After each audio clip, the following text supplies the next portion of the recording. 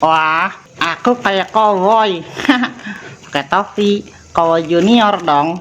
Wah, keren banget Ken. Pakai topi, topinya unik banget kayak cowboy deh. Tapi cowboy yang tidak berkuda nih kayaknya Ken. Iya kak, kudanya nggak ada. Mana kudanya ya? Teman-teman lihat kuda aku nggak?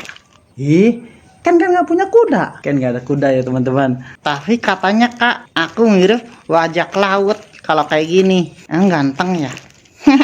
Oh iya sih, Ken itu mirip antara cowboy sama bajak laut ya. Tapi asal jangan jadi kuda laut ya Ken ya. Nanti tenggelam dong Ken. Ih, kakak, masa aku jadi kuda laut? Copot. Tapi kok copot kak? Tolong. Copot bener kakak. Kak, cerita aja yuk. Makanya jangan banyak gerak.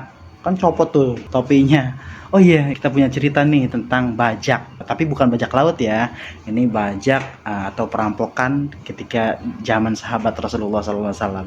Kita dengerin yuk. Ada ketika itu sahabat Rasulullah SAW dari kalangan Ansor. Beliau ini adalah seorang pedagang yang bertakwa kepada Allah, takut kepada Allah, dan sebagai seorang yang warok. Namanya itu Abu Mughlaq. Abu Mughlaq ini sudah terbiasa berlalu lalang, berjualan, berdagang dari negeri ke negeri teman-teman semuanya. Ketika itu Abu Mughlaq di tengah perjalanan dihadang oleh kawanan pembajak atau perampok teman-teman semuanya. Rampok itu dengan mengendarai kuda yang sangat banyak teman-teman, terus menghadang kafilah Abu Mughlaq.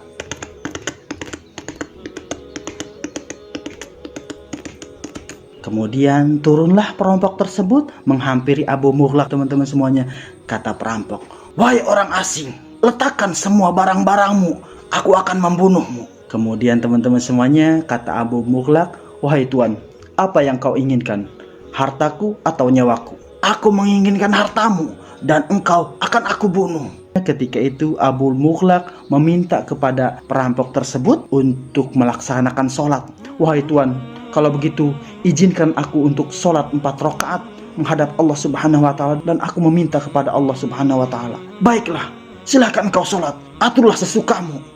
Kemudian teman-teman semuanya ketika itu Abu Mughlaq pun dia sholat teman-teman. Sholat dengan sangat khusyuk dan tenang banget teman-teman semuanya.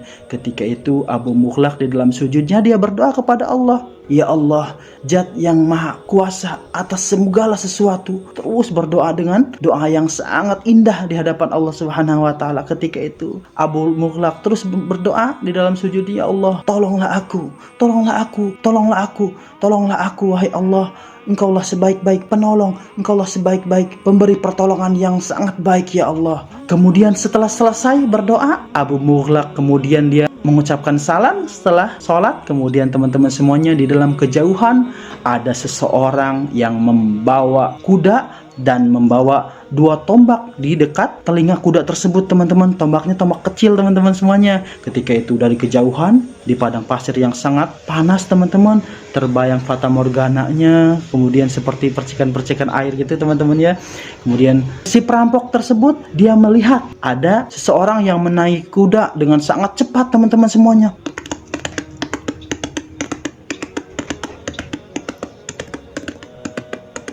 Setelah menghampiri para perampok itu teman-teman semuanya, seseorang yang menaiki kuda tersebut dia langsung mengambil tombak kecilnya, kemudian dia menusuk kepada perampok tersebut hingga wafat teman-teman semuanya, hingga para perampok itu meninggal dunia teman-teman semuanya. Kata si penunggang kuda tersebut, "Wahai tuan, berdirilah." Kemudian Abu Mughlaq berdiri teman-teman semuanya. Ketika itu Abu Mughlaq pun bertanya kepada si penunggang kuda tersebut, "Wahai tuan, siapa engkau? Terima kasih engkau telah menolongku. Segala puji bagi Allah yang telah menyelamatkan aku." Kemudian kata si penunggang tersebut teman-teman semuanya, "Aku adalah malaikat yang Allah Subhanahu wa Ta'ala utus untuk membantu dirimu." Kemudian Abu Mughlaq pun terheran-heran. Kemudian dijelaskan oleh malaikat tersebut, "Wahai tuan, ketika engkau berdoa kepada Allah di dalam sujudmu, maka ketika doa pertama tembus ke langit pertama, semua malaikat itu riuh, kemudian ada bunyi gemericik seperti bunyinya orang yang meminta tolong. Kemudian doa yang kedua tembus ke langit kedua, teman-teman semuanya. Kemudian semua malaikat riuh lagi, ramai. Kemudian doa yang ketiga tembus ke langit ketiga. Kemudian disitulah doa orang yang kepepet. Maka untuk itu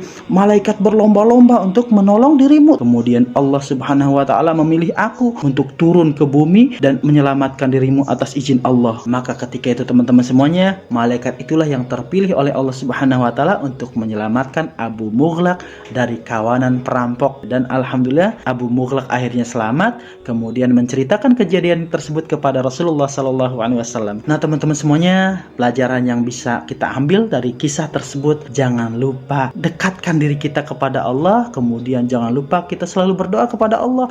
Saya Allah Subhanahu wa taala akan menolong kita. Kemudian jangan sampai kita lalai dan jauh kepada Allah Subhanahu wa taala. Itulah kisah dari Kak Sukma, teman-teman semuanya, kisah Abu Mughlaq dari kalangan Ansor. Oh, begitu ya Kak. Wah, seru banget ya Kak. Masya Allah, jadi aku terharu. Teman-teman, jangan lupa kita selalu berdoa kepada Allah, meminta kepada Allah. Jangan sampai kita jauh dari Allah. Begitu teman-teman. Assalamualaikum.